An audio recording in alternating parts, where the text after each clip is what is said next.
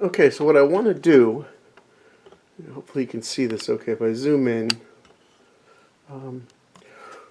right here along the edge of this I want to create a little bit of a rock face.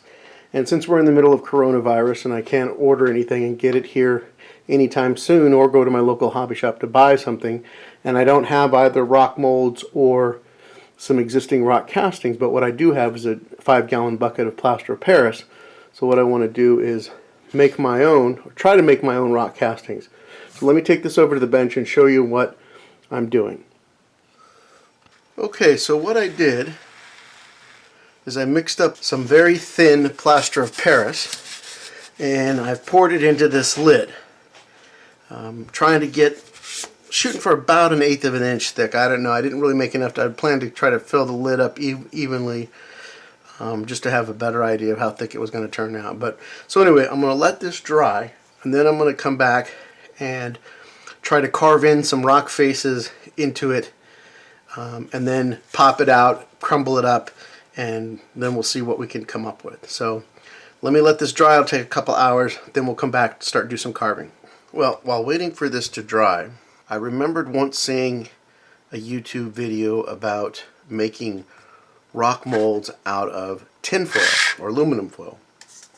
So I went up to the kitchen and I got me a piece of heavy-duty aluminum foil. I folded it over a couple times, crinkled it up, bent the edges up here, and filled it with plaster as well. So we're going to try both. So we're going to take this off now. I think it should be dry enough.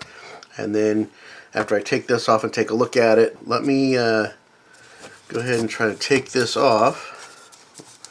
Hopefully it will come off easy enough.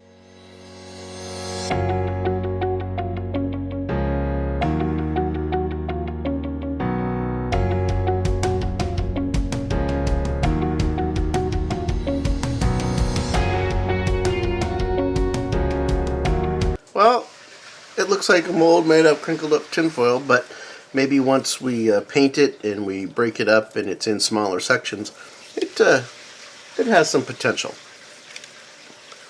So, cool. It was essentially free mold and it seemed to work okay, and maybe I can refine my crinkling process and actually get something even better. Okay, we'll set that aside. Give me a second to clean this up and I'll be right back. Okay, to paint this casting that I made from the tin foil, I am going to use a couple of different paint colors. I'm going to use burnt umber, yellow ochre, black, medium gray, folk art medium gray, and some white to highlight. I'm going to put a little bit of the burnt umber in my palette, and then I'm going to put some water in here to kind of thin this paint down to be more like a wash a little bit, but still with a pretty strong pigmentation. And I said black paint. I may end up going with a India ink and alcohol mixture, and that'll just be at the end to kind of get into all the nooks and crannies and give that effect of shadows. There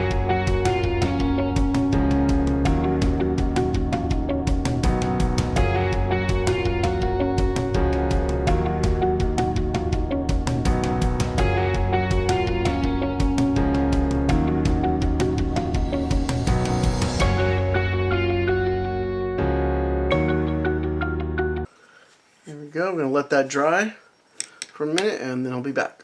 Now I'm going to take the yellow ochre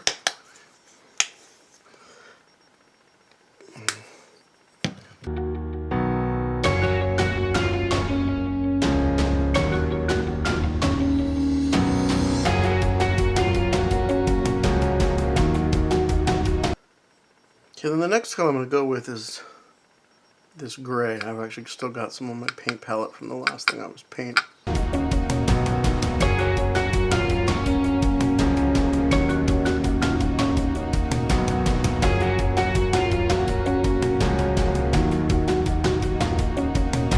Okay, and then the last one I'm going to go with is the white, and I have a little bit of that And this is really just trying to hit the highlights.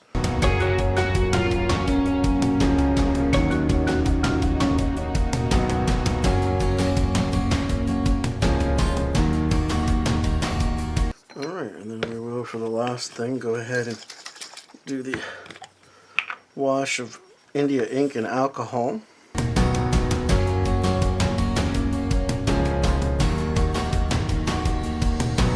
Okay, we'll let that dry and then we'll come back and see what it looks like. Okay, I've let that dry for a couple of minutes and I think it actually turned out looking pretty good. Not too shabby. As Wilmer would say, not bad. So, of course, I'm going to break it up into smaller pieces. I don't have any place, at least at the moment, where something this big would fit.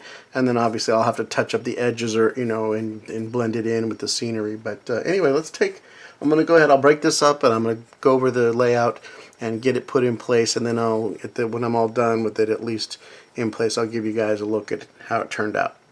So I broke it up and I got it installed, some pieces of it on the layout, and I know I'm doing this kind of backwards and you guys will probably let me know all about it. I mean, I'd actually partially scenic this hill before I came up with this idea to do this rock castings myself. So anyway, it's a great big mess and I got a lot of blending and fixing to do, but hopefully once the spackling compound, which is what I'm using to glue that on there, if you will, I'll let that dry overnight, and then tomorrow I'll come back in, I'll paint around the rocks, smooth it all out, get some more, put in some ground foam, touch up the paint, and hopefully it'll all come out okay. So I'll shut the video off now, we'll let it dry overnight, and then tomorrow I'll get some video of me trying to clean this up and get the scene finished.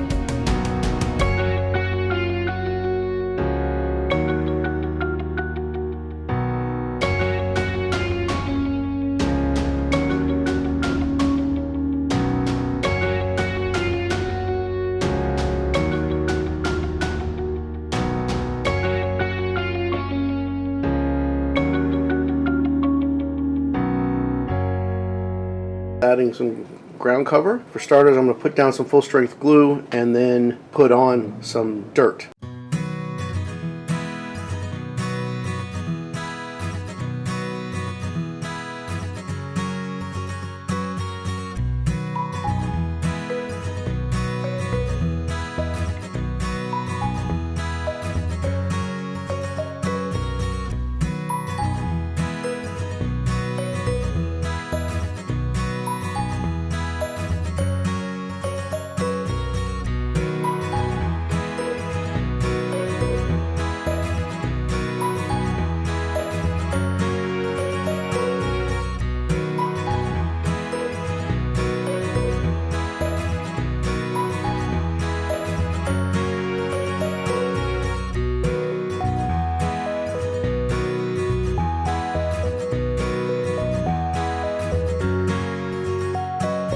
Okay, so we'll let all that dry and then we'll vacuum it off and we'll move on to the ground cover.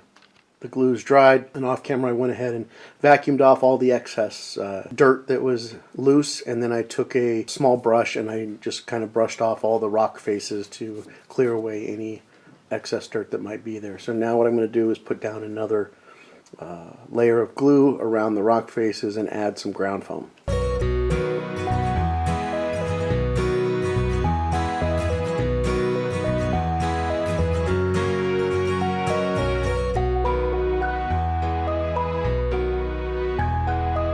Again, trying not to get any glue on the rock faces. I'm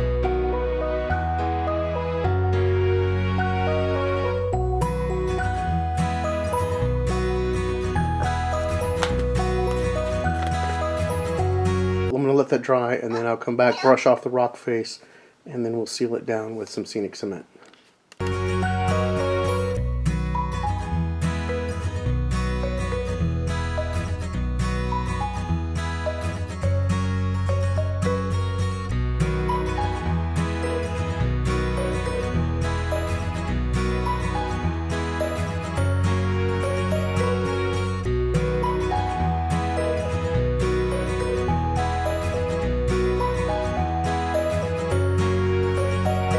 So here's what I ended up with. I think it came out pretty good. I've added some bushes and shrubs on there a little bit. I need to add trees, obviously.